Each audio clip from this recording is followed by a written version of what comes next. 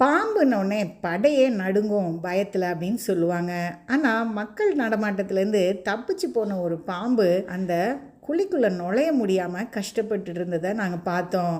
ஒரு சின்ன குச்சி எடுத்து அதை கொஞ்சம் சீண்டி விட்டவுடனே அது வெளியே வர்றதுக்கு கொஞ்சம் கொஞ்சமாக முயற்சி பண்ணுச்சு. என்னதான் தண்ணி பாம்பாக இருந்தாலும் அதை பிடிச்சு இழுக்கிறதுக்கு எங்களுக்கு கொஞ்சம் பயமாக தான் இருந்தது.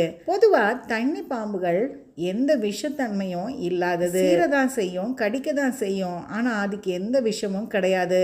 இப்படிப்பட்ட பாம்புகளை நம்ம அடிக்காம அதை அப்படியே இயற்கையாகவே விட்டுறணும். ஏன்னா இது நம்மளை சுற்றி இருக்கிற விஷ ஜந்துக்களை சாப்பிட்ரும். இப்படிப்பட்ட பாம்புகள் நம்மளை சுற்றி இருக்கிறது நமக்கு நல்லது. பார்த்தோன்னே பாம்பு அப்படின்னோடனே எல்லாத்தையும் அடித்து கொன்றக்கூடாது. பாவம், இதை நாங்கள் அந்த செடிக்குள்ளே போக விட்டுட்டோம்.